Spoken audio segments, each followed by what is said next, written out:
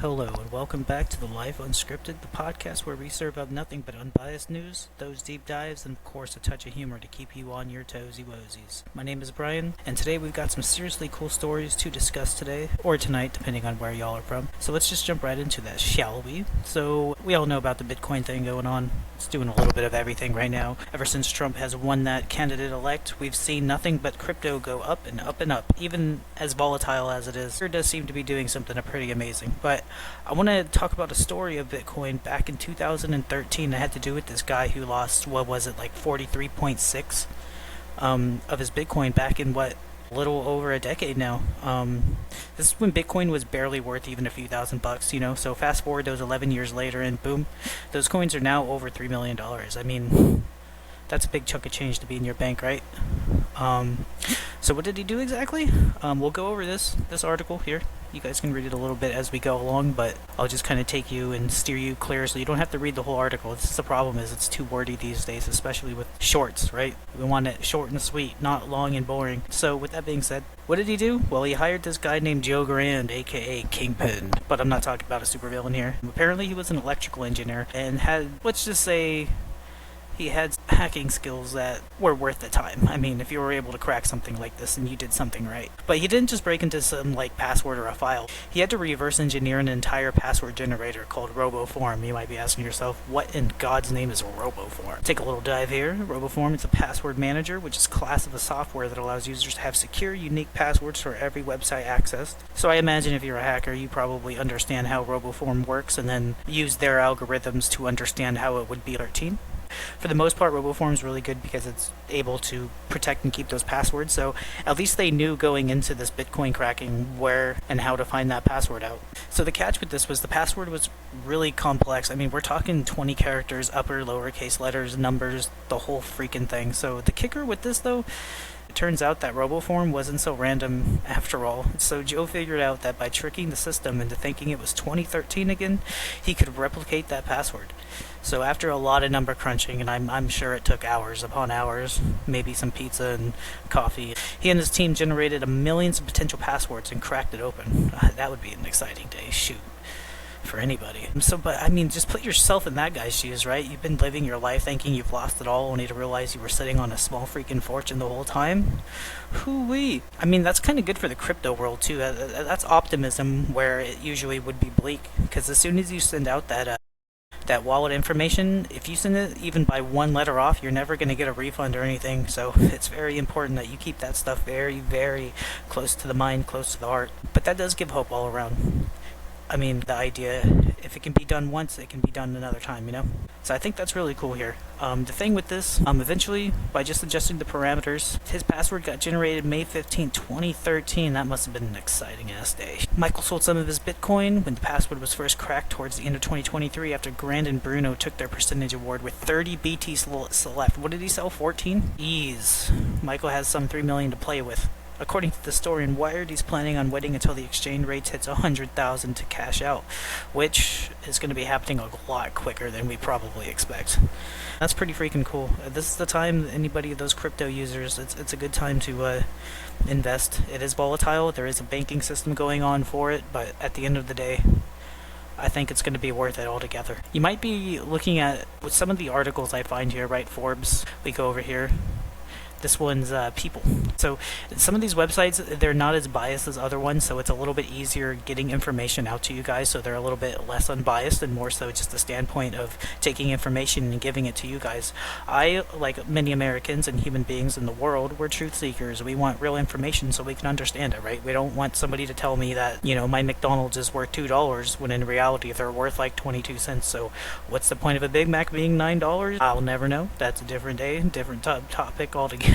But yeah, this Bitcoin thing, I mean, just put yourself in those shoes. All that Bitcoin just being stored away for whatever have you, and you can't access it. Whew, that must have been exciting for him. Alright. So on this second segment, I'm going to do something and switch it up since I do have a little bit of Ocean Conservancy under my belt. I'll actually show you a clip from one of my pages on YouTube about it. It's pretty much just surfing and a whole bunch of little other things like donations, just spreading the wealth and love around, right?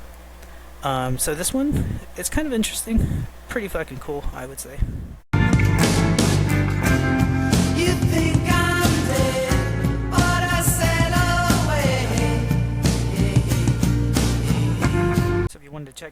this Coastal Conservancy really quickly, you can go ahead and go on to Coastal Conservancy with a $sign at the end. It looks a little bit like this right here. Coastal Conservancy at. There's a lot of different ones that I'm trying to put out here, so it shows you a little bit of everything going on with Conservancy right now. We have some money donated so far. This was probably 3 months ago, so we got to get this back rolling and going. But thank you so much. Let's switch from cracking codes to cracking that cuteness. Let's talk those penguins. So for people who don't know, there's this penguin called Pesto, and there's this guy right here. Where is he? This guy right here. That is him right here, big boy. One must wonder if he would be this big if he was in the wild. I don't know, but look at that little guy / big guy. Amazing. No, so he went viral a couple of months ago. He's the celebrity of the sea life in Melbourne, the aquarium in Australia. I mean, Pesto's not just sitting around basking in the spotlight, though. He's grown up and it's shedding those brown fluffy feathers, so he's transitioning into that adult waterproof coat. So that's cool. It's called molting, for people who don't know, which is of an animal shed old feathers, hair, or skin, or an old shell to make way for a new growth, the snake molted skin. Essentially, it's getting rid of the baby teeth, so to speak, so the adult teeth can come in, but the whole entire coat and everything. That's pretty freaking cool, I would say. But yeah, no, the non-penguin experts out here, let's just say that he's getting all those really nice feathers to help him swim and dive. So a fun fact with this little guy, we'll just call him Little Big Penguin, the Little Big Pesto. That sounds pretty good right now. He was eating over 25 fish a day. You can look at the nutritionist and be like, let's cut him down to 23, right? No, I'm just kidding. But, I mean, that's a lot of fish if you think about it. Imagine being a penguin parent, right? Having to keep up with that freaking demand. But here's the thing, though. He's not just about the food. He's a social star. The other penguins at the aquarium are starting to take a real interest in him, and his dad, Blake, is the oldest and biggest penguin at the facility. Makes you wonder, though. I mean, the lifespan's probably going to go up a couple of years if they're in an enclosed environment, right? I mean, the chances of death aren't really there. They don't have to worry about that as much, unless they're, like, drowning themselves, which, I don't know, that wouldn't make much sense either. But, yeah, no, Pesto's got some serious penguin pedigree around his booty. So next time you're feeling like a hot mess during your own growth phase, just remember Pesto's got it covered and he's looking good doing it. I mean, you could do the same exact thing, right? Pesto is in his Snoop Dogg era. This is an interesting way to put it. One top comment reads, while another compares him to Macklemore. I don't know about that. The thrift shop coat. What? I don't know. But yeah, no, Pesto's remaining strip of brown feathers will be gone. Through the aquarium assures that he will be as cute as ever. I mean, you know, those penguin lovers out there. Don't worry, he'll still be just as adorable, the Sea Life website reads. He'll just be rocking his new tuxedo. Pesto was first shot to fame alongside another viral animal sensation, Pygmy, Hippo Mooding. Oh man, I gotta see this. Mooding, that's him right there. Dang Moo. And I want that as a Pokemon. Could you imagine the abilities on that thing? Anyway, so apparently, good genes, good parent explains his current weight, the website reads, but he will lose a lot of this when he fledges, develops his adult feathers. Alright, maybe my nutrition comment may be redacted here. I don't know, we'll see. Now hopping into this segment 3, what's going to happen when you and your brain are watching a movie? I think that's always been interesting. It's always been your brain's going to be turned into mush, reduced to nothing but idiocy, right? Now, I mean, it depends. That's what kind of like when I'm watching TV, if it has anything to do with movie-wise, I'm trying to put it in an entertainment type of ordeal, but at the same time, you know, trying to challenge my brain where I'm asking questions, thinking like, how true is this? Maybe even looking up and fact-checking, because it's kind of fun if you actually look at it the right way. But what really goes on with our brain when you're sitting there, right, popcorn in hand, watching your favorite flick? It turns out a whole lot. Scientists recently mapped out the brain, which would be, what is they called? Those fMRI scans of the people at rest, but many parts of the brain or cortex are not fully active in the absence of external stimulation. In this study, the researchers wanted to investigate whether screening movies during these scans could provide insight into how the brain's functional networks respond to complex audio and visual stimuli. I'm going to skip around a little bit, don't worry, I'll cover it. These researchers averaged the brain activity across all participants and used machine learning techniques. Of course, we already know about that. So see how they kind of like repeat themselves? It's so boring, I swear. I don't know how people watch or look at information these days.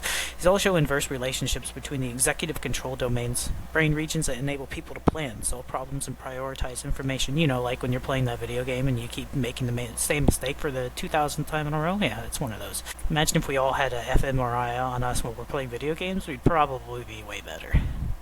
Yeah, but no. But during these more easily comprehensible scenes, brain regions with specific functions like language processing predominated.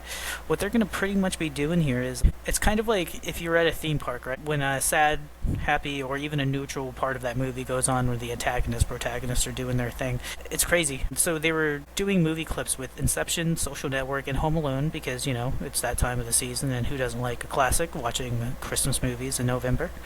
What they found is that different parts of your brain light up with different scenes. So when you're watching an action-packed scene, your brain's action networks are working overtime. So if there's dialogue going on, that speech centers fire up inside of your mind. And when you're watching something with a lot of ambiguity, when there's a whole bunch of BS happening, your brain taps into that executive control area that we were talking about earlier. And basically, those parts help you make sense of the confusing things. Here's a little fun tidbit. When you're watching something easy to follow, like a clear conversation, for example, your brain focuses on those specifics, the language processing, recognition, that sort of thing. It gets a little bit tricky, though, because a full scene of symbolism or confusion, your brain's going to switch gears and relies more on executive control areas. So basically, those areas that help you problem solve and think critically, when you're sitting there thinking, wait, what did I just watch? Your brain's pretty much working harder than you probably realize. You're probably burning some calories, too, while you eat that popcorn. So it's interesting to think about. It's a fascinating peek behind the curtain of how complex the brain is and how it helps you process that information from action scenes to just emotional moments, right? That rom-com that you're laughing at and crying. It's actually doing some work in the brain. Maybe that's why those celebrities get paid so much money, right? But yeah, no, I think it's really cool that we try and dive into this information the way that we are. The more these podcasts go on, rest assured that I'm going to understand and put more forth to help you guys see what's going on without the shadow, so to speak, without somebody pulling back. We need to know everything as it's happening, not what we want to hear. I'm sick of it, and I think that the more you guys follow me and get this into the public, we're going to realize it can make a huge impact on the way that we understand and see information. It's for everybody. It's not supposed to be for 5 people sitting at a board chair meeting telling us what we're supposed to freaking think. It's very important you think about that. But that's how it is, right? But that is all the time we do have for the Life Unscripted podcast episode 2. I hope you've enjoyed today's episode and learned something new. I'm always learning. We should always be doing it. Doesn't matter if you're 3 years old, 2 years old, 99, doesn't matter. Make sure you leave that subscribe, review, and share this episode with your friends and fellow movie buffs if you have them. I used to be one, not anymore. My name is Brian, another truth seeker out there. And until next time, always stay curious. Of course, stay informed. Let's just stay unscripted with our life. But before, I will leave you with a quote by Andy Warhol. They always say times changes things, but you actually have to change them yourself.